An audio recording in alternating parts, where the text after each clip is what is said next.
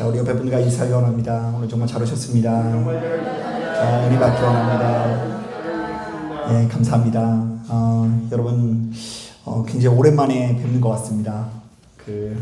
제가 이제, 한 3년 만에 한 휴가를 다녀왔는데요. 제가 원래 이제 휴가 가기 전에 약간 악몽을 꾸고 막 그런 게 있어요. 휴가 갔다가 막 갑자기 초상이 났다라는 뭐 그런 얘기를 듣고 빨리 돌아오는 뭐 그런 꿈도 꾸고 막 이랬어가지고 이렇게 굉장히 두렵고 떨리는 마음이 있었는데, 하나님, 제가 이제 비어도 우리 교회가 굳건하다라는 하나님 표적을 보여주시옵소서 이렇게 기도했었는데, 아니 주일날 예배를 드리는 거 보니까 우리 예배 가운데 성령께서 함께 해주시는 것이 느껴지는 거예요. 여러분 기억나세요? 뭐 주일날 기억 못할 수도 있어요. 주일날 예배를 드리는데, 아니 평상시보다도 우리 대표로 기도하시는 박봉수 원사님도 훨씬 더 은혜롭게, 기도도 더 이렇게 뜨겁게 하시고, 그 예배를 드리시는 성도님의 눈동자들이 얼마나 그냥 생기가 있는지 하나님께서 저희 교회와 함께 하시는 것을 강하게 확신할 수 있었습니다. 아무쪼록 시간이 흐르면 흐를수록 이 자리에 참석한 여러분들의 심령이 예수 안에서 건강해지시고 하나님께서 허락하시는 신령한 은혜를 누리시는 여러분 되기를 주님의 이름으로 축복합니다. 자, 오늘 우리가 읽은 이 본문을 제대로 이해하기 위해서는 성경에 나오는 계약 내지는 언약이라는 말을 좀 이해해 볼 필요가 있습니다. 사실 이것은 원어상으로 이 베리트라는 단어인데요. 자, 우리말로 따지면 자르다라는 의미가 담겨져 있는 말입니다. 자, 왜 자르다라는 말이 언약을 상징하냐면요. 자, 아주 간단합니다. 당시 사람들은요, 누군가와 그 언약을 맺을 때요, 희생 제물을 반으로 갈라놓고 함께 약속을 하는 사람들이 그 사이를 지나가는 행위를 했다고 합니다. 자, 왜냐하면 서로 약속을 했다가 그것을 어기면 지금 이 눈앞에 있는 짐승처럼 어떻게 된다고요? 반으로 갈라져서 죽임을 당한다라는 의미가 담겨져 있어요. 자, 그러니까 우리는 겨우 이렇게 약속을 할 때 뭐 걸죠? 새끼손가락 걸잖아요. 그렇다 보니까 뭐 새끼손가락 정도 거는 거 가지고는 얼마든지 어길 수가 있지 않습니까? 자, 그런데 그 시대의 사람들에게는요, 약속을 했으면 계약을 한 것이고, 그 계약이 어긋났을 경우에는 하나님으로부터 벌을 받아도 상관없다라는 어떤 믿음의 고백이 담겨져 있었던 것이죠. 자, 그래서 당시의 사람들은요, 이를 바탕으로 참 다양한 종류의 계약으로 사회를 구성했습니다. 자, 오늘날 우리들은요, 유교적인 문화다 보니까 도리라는 것에 익숙하지 않습니까? 누군가에게 도리를 행한다, 도리를 베푼다, 그리고 남편이 가지고 있는 도리가 있고 아내가 가지고 있는 도리가 있는데, 거기는 남편이든 아내든 다 뭐라고요? 계약으로 관계가 형성되는 것입니다. 자, 예를 들면 왕과 백성들도 일종의 계약 관계를 맺습니다. 자, 왕은 백성들을 외적으로부터 보호하고 백성들을 돌봐야 되는 의무가 있고요. 자, 백성들도 역시 왕에게 어떻게 해야 되죠? 충성을 해야 되는 의무가 있습니다. 그리고 만약 왕이든 백성이든 그 의무를 다하지 못하면 누구보다 부도덕한 사람이 되어서 처벌을 받게 됩니다. 자, 당연히 왕의 말을 안 들으면 백성들이 처벌을 받는 것은 분명한데, 자, 왕도 말을 안 들으면 처벌을 받아요, 안 받아요? 예, 누구로부터요? 하나님으로부터 처벌받는 이야기가 담겨 있어요. 자, 그래서 그냥 망하는 왕은 없어요. 성경에 나와 있는 왕들은 하나같이 계약을 위반하기 때문에 망하는 것입니다. 자, 또 뭐가 있을까요? 부부 사이도 역시 일종의 계약 관계로 표현을 하는데요. 자, 신랑 신부는 혼인 계약을 맺게 되면 그 이유로 양쪽이 반드시 감당해야 되는 의무가 발생합니다. 신랑은 신부를 사랑하고 보호해야 하고요. 자, 신부도 역시 자신의 정조를 지키며 신랑을 극진히 섬겨야 되는 의무가 있습니다. 자, 그러나 만약 어느 한쪽에서 바로 이 계약을 어겨서 타인과 부적절한 관계를 맺게 되면 크게 처벌을 받을 수 있습니다. 자, 길을 가다가 돌팔매질을 당해도 그것을 뭐라고 할 수 있는 상황이 아닌 거죠. 자, 자, 그러니까 오늘날 이 드라마 보면 뭐 아름다운 불륜 이야기 뭐 이런 얘기 나오지 않습니까? 그러니까 미남 미녀들이 막 서로 사랑에 빠져가지고 불륜 빠진 이야기가 나오는데요. 그러니까 아름다운 불륜 이야기 이거 성경에 따지면 절대로 성립될 수 없는 이야기입니다. 자, 서로가 계약을 어기는 관계는 더러운 관계고요. 서로가 책임질 수 없는 관계는 하나님으로부터 이렇게 큰 처벌을 받을 수 있는 굉장히 위험한 관계인 것을 새겨야 합니다. 자, 그러니까 당시 시대 가운데 바로 이러한 계약은 모든 인간관계의 핵심이라고 할 수 있는데요. 자, 모든 인간은 누군가와 계약을 맺고 반드시 그에 걸맞는 의무를 이행해야 된다는 것입니다. 자, 그래서일까요? 당시 사람들은요, 하나님과의 관계에서도 마찬가지였는데요. 하나님과 관계를 맺을 때 우리는 도리로 하나님과의 관계를 맺지 않습니까? 자, 우리는 하나님을 믿는 백성이니까 이렇게 살아야 된다. 우리는 하나님을요, 마치 임금님 섬기듯이, 임금님한테 충성을 하듯이, 사장님한테 충성하듯이 하는 도리를 가지고 있으나 이스라엘 백성들은 철저히 계약 관계로 이해를 했습니다. 자, 하나님께서는 아브라함과 그의 후손들과 계약을 맺고 그들을 보호하시고 은혜를 베풀어 주십니다. 자, 그리고 이스라엘은 그때부터 하나님께 철저히 순종해야 됐습니다. 자, 하나님께서 명령하신 대로 율법을 철저히 준수해야 됐고요. 하나님께서 말씀하시는 계명을 철저히 이행해야 되었습니다. 자, 이것이 이스라엘과 하나님과 맺은 언약의 관계, 계약의 관계라고 할 수 있는 것입니다. 자, 그러니까요, 계명을 어긴다라는 것은요, 무엇을 위반한 거예요?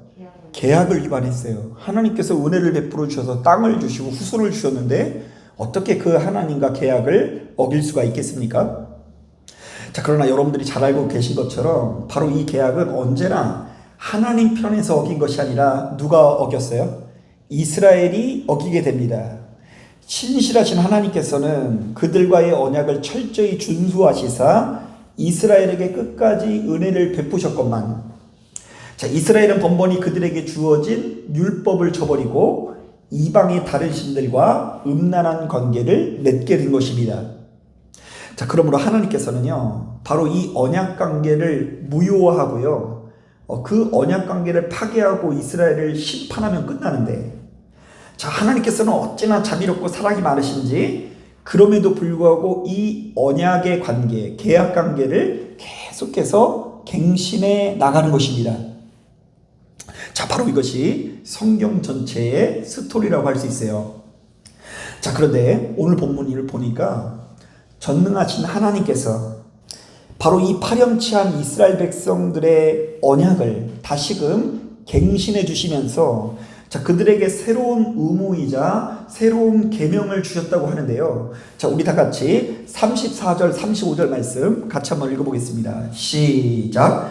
새 계명을 너희에게 주노니 서로 사랑하라. 내가 너희를 사랑한 것 같이 너희도 서로 사랑하라. 너희가 서로 사랑하면 이로써 모든 사람이 너희가 내 제자인 줄 알리라.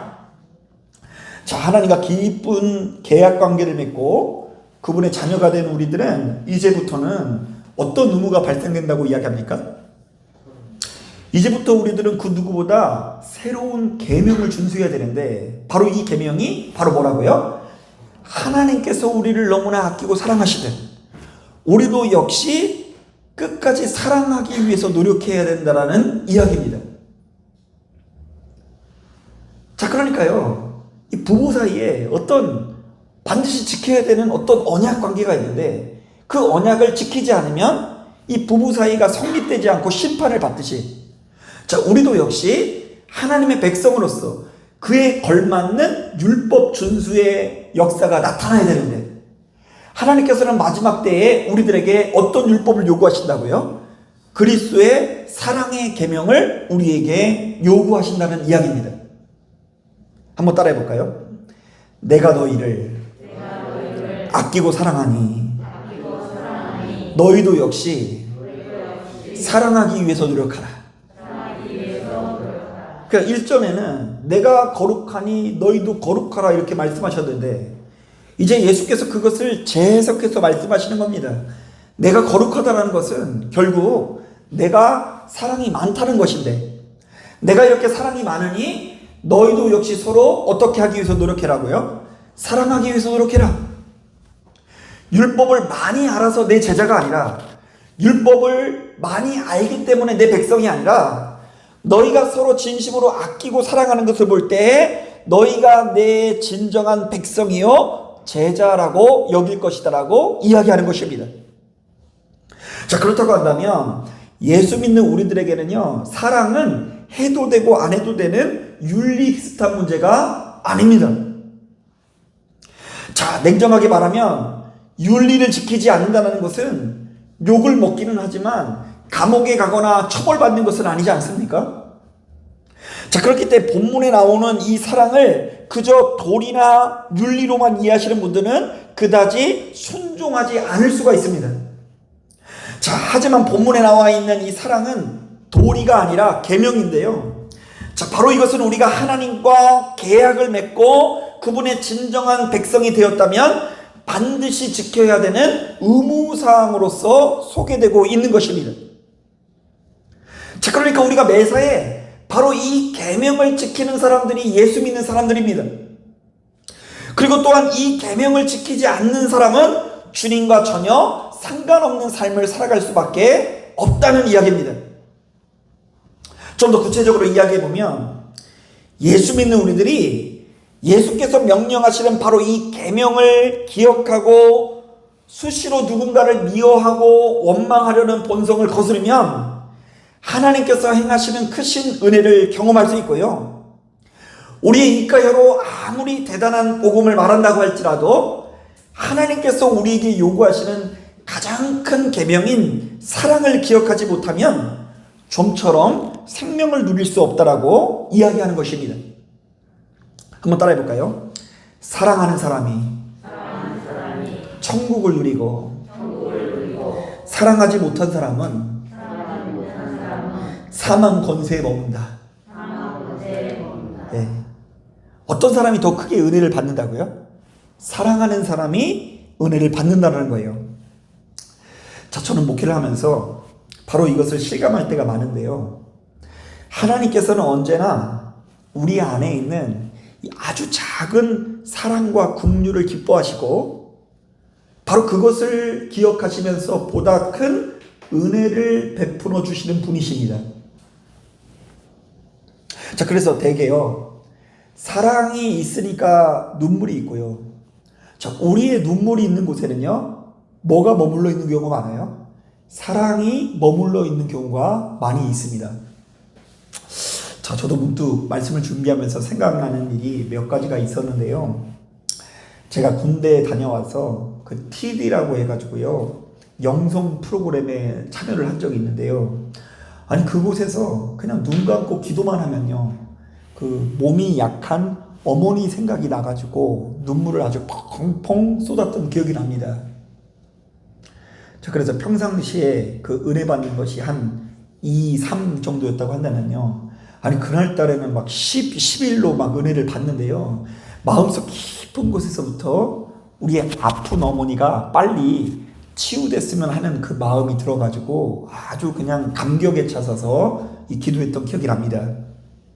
그리고 제가 일전에 말씀드린 것처럼 신혼 초에 이 사모님이 아프니까요, 사모님이 아픈 사모님을 위해서 제가 이렇게 막 기도하는데 갑자기 막 사랑의 마음이 불끈불끈 일어나면서 그 아픈 것들이 치유되길 원하는 마음을 가지고 강력하게 기도할 때에 실제로 저희 가정은 그 사모님의 아픈 그 위가 치유되는 경험을 한 적이 있어요. 그리고 또 한 가지 생각난 것이 있는 게 뭐냐면요, 제가 이제 정읍에 내려가서 이 개척을 하려고 하고 이제 태성이를 재우면서 이렇게 태성이를 위해서 기도를 해주는데 갑자기 막 눈물이 또 펑펑 쏟아지는 거예요. 왜냐하면 놈들은 정읍에 살다가도 교육시키기 위해서 어디로 올라가요? 서울로 올라오는데 나는 지금 이 정읍으로 이 아이를 데리고 간다는 생각 때문에 이 아이한테 너무 미안한 마음이 들었어요. 그래가지고요, 이제 아기 태성이거든요. 그때는 우리 태성이가 머리숱이 유난히 없어서 제가 대머리 태성이라 불렀었어요. 그래서 대머리 태성아 일로 와 이러면서 막 우리 대머리 태성이 축복해달라고 하면서 이렇게 막 기도하기도 했는데요. 자, 그런데 그때 그 눈물을 흘린 이유는요, 그냥 제가 감정이 풍부해서가 아니라 세상에 있는 사람들 중에 누구를 제일 많이 사랑하기 때문에, 이 태성이를 너무나 아끼고 사랑하기 때문에 이제 그렇게 기도를 할 수가 있게 된 거죠. 자, 그리고요, 마찬가지입니다. 목회를 하다가도 우리 성도님을 위해서 기도해 주다가도 유난히 눈물이 쏟아질 때가 있는데, 그것은 제가 평상시에 뭐 기도를 많이 해서 손에서 뭐가 나가고 뭐 이렇다기보다요, 그 순간 성령께서 제 안에 그 한 영혼을 아끼고 사랑하는 마음을 주셨기 때문에 눈물 흘리는 마음이 나오는 거예요. 자, 그렇다고 오해하지 마세요. 지금 제가 이야기하는 것은 기도할 때 눈물이 나냐 나지 않느냐 이야기를 하는 것이 아니라, 자, 내가 어떤 때 더 큰 은혜를 받고 내가 어떤 때 능력 있는 기도를 했었는지에 관한 이야기를 하는 거예요. 자, 우리가 큰 능력을 소유하는 것은 우리가 정말로 어디 가서 잘난 척하기 위해서, 내가 가지고 있는 그 큰 힘을 위해서, 큰 능력을 나타내기 위해서 하는 것이 아니라요, 큰 사랑을 가지고 있을 때 강한 역사가 나타나는 것입니다. 하나님께서는 언제나 우리 안에 있는 겨자씨만한 작은 사랑의 불꽃을 사용하시고, 바로 그 겨자씨만한 작은 사랑을 들어서 이 산을 저 바다에 던지우는 역사를 나타내시는 분이신 거예요. 자, 그래서 제가 영업 비밀을 말씀드리자면, 그래서 저는요, 그 목사로서 되게 중요한 순간 있죠. 대신방 기간이라던가 송구영신 예배를 드리기 전에는요, 무엇을 놓고 기도하는 줄 아세요? 하나님, 큰 권능을 함께하여 주옵소서. 초반에는 이렇게 기도했는데요, 요즘에는 어떻게 기도하냐면, 주님, 제가 당신이 제게 베풀어 주신 사랑의 마음으로 우리 성도님을 바라볼 수 있도록 인도하여 주옵소서, 이렇게 기도해요. 자, 그리고 설교를 앞두고도요, 이 자리에 앉아서 이렇게 기도할 때요, 설교를 앞두고 어떤 기도를 하냐면, 옛날에는요, 하나님 오늘 설교하면요 다 죽게 하여 주옵소서, 다 쓰러지게 하여 주옵소서, 막 뒤집어지게 하여 주옵소서, 이렇게 했는데요, 이제는 설교할 때도 어떻게 기도한다고요? 하나님, 내가 사랑의 마음을 가지고 우리 성도님들을 살리게 하기 위해서 살릴 수 있도록 하나님 권능을 베풀어 주옵소서, 이렇게 기도하게 됩니다. 뭐 오늘도 마찬가지예요. 휴가 갈 때는 좋았는데요, 갔다 와서 또 말씀 준비하려고 하니까요, 뭔가 날이 그 사이에 좀 무뎌진 것 같아요. 3박 4일간 그냥 제주도 거기에 그냥 푸른 광경에 그냥 머물러 있다 보니까 이제 날이 이렇게 이렇게 좀 무뎌져 가지고 말씀을 준비하려다 보니까 그냥 입도 안 풀리고 마음도 안 풀리고 머리도 안 풀리고 눈도 안 풀려 가지고 이 자리에 와서 어떤 기도를 하냐면, 하나님, 이 자리에 참석한 우리 성도님들이 하나님께서 너무나 아끼고 사랑하는 양인데, 이 양이 먹을 수 있도록 하나님께서 친히 역사해 주시고 임재하여 주옵소서, 이렇게 기도했어요. 자, 그랬더니 지금 입이 좀 풀리는 것 같지 않습니까?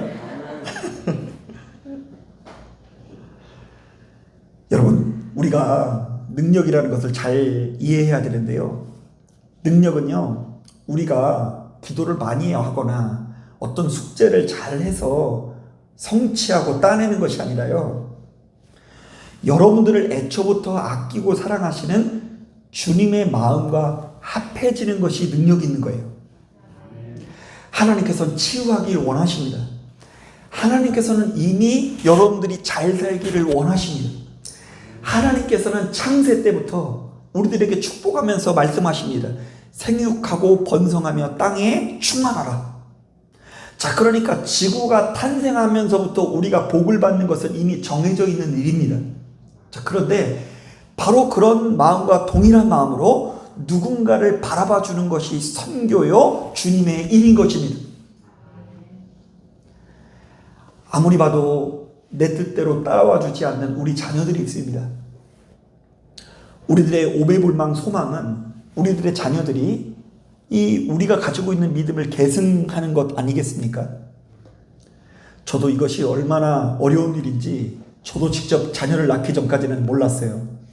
이 아이들이 진짜 복음 안에서 자란다는 것이 참 어려운 일이더라고요. 자, 그런데 사실은 이 아이들을 주님께 인도하는 과정에서요, 이 아이들이 교회를 출석하지 않고도 사실은, 이런 말을 어떻게 들을지 모르겠지만 두 번째 문제예요. 교회에서 얼마나 대단한 일꾼이 되고, 그리고 교회 안에서 얼마나 기도를 많이 하는 사람이 되고, 이것도요 두 번째 문제고요. 제일 중요한 것은 누구의 마음으로? 예수 그리스도의 마음으로 이 한 영혼을 바라봐 주는 것이 선교인 것입니다. 실제로 우리 선교사님들의 이야기를 들어보면 정말로 생명을 걸고 사역하시는 분들 중에는요, 그 선교지에서 예수 믿으십시오라는 말 한마디 하기 어려운 나라들이 있습니다. 특히 이슬람 국가, 그 사우디 같은 데는요, 복음을 전하는 동시에 사형이에요. 그런데 어떻게 전합니까? 자, 그래서 제가 좀 잘 아는 어떤 친구 중에 한 친구도요, 이곳에서 좋은 사역의 기회를 다 정리하고 그 위험한 사역지에 갔더니 맨날 1년 12달 예수 믿으십시오라는 한마디도 못하고요, 맨날 그 가축에 똥 치우는 일만 계속 하다가 시험에 든 친구가 있어요. 내가 이 땅에 온 것은 분명히 이렇게 가축에 똥 치우려고 온 것은 아닌데, 이런 생각이 들다 보니까 지나가는 비행기만 보면 눈물이 나더래요. 왜 그런 줄 아세요? 돌아가고 싶어서. 마치 저 돌아다니는 비행기가 고국 한국으로 돌아가는 비행기처럼 느껴져가지고 눈물이 나더랍니다. 자, 그런데 간구하며 기도하는 가운데 하나님께서 깨달음을 주셨는데요, 복음을 입으로 뱉고 안 뱉고는 어쩌면 우리의 욕심일 수 있고요, 1차적으로 하나님께서 그 지역에서 제일 요구하는 사유가 뭐냐면요, 한 영혼을요, 누구의 마음으로? 예수 그리스도의 마음, 사랑의 마음으로 바라봐 주는 것을 주께서 그 무엇보다 요구하고 계시다라는 것을 깨닫게 되었대요. 여러분, 우리가 사랑하는 것이 제자의 도리입니다. 사랑하는 것이 이 땅에 복음을 심는 가장 첫 번째 마음가짐입니다.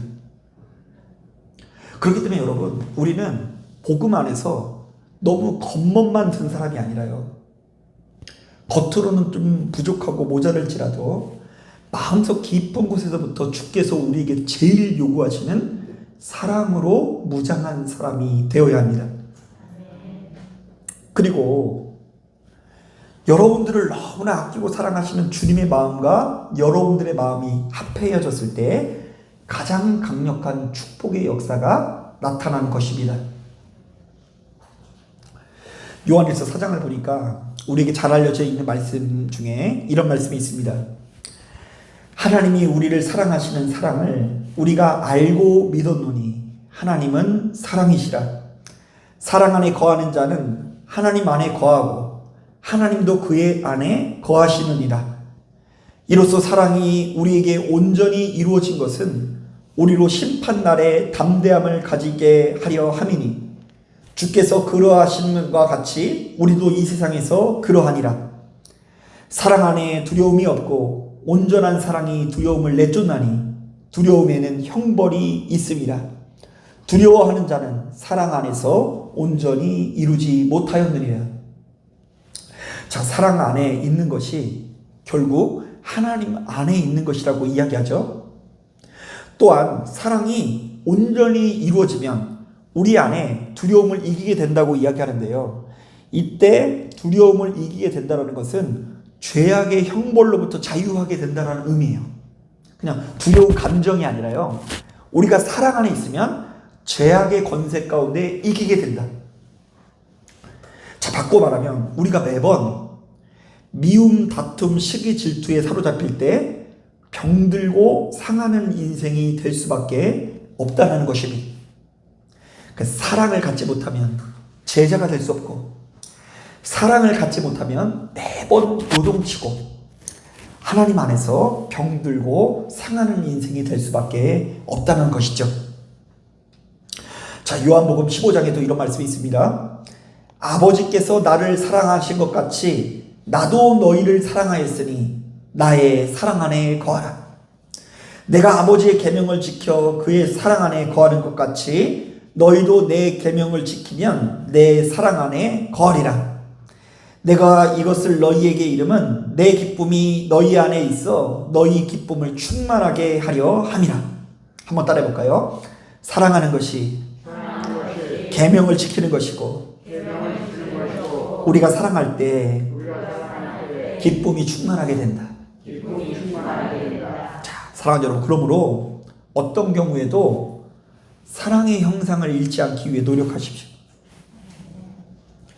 우리 가정이 천국이 되길 원한다는 것은 결국 우리 가정이 사랑 안에서 완전해지길 원한다는 의미입니다. 자, 그런데 이 사랑은 우리 스스로 우리의 인격으로 윤리로 만들어낸 사랑이 아니라 하나님께서 공급해 주시는 사랑이요, 하나님께서 우리에게 선물로 베푸시는 사랑이라는 걸 깨닫고 부단히 나 자신을 복종시키면서 하나님과 친밀히 교제하는 가운데 누군가를 온전히 사랑할 수 있는 사랑으로 매일같이 충전하시는 저와 여러분 되시기를 주님의 이름으로 축복합니다. 자, 기도하겠습니다.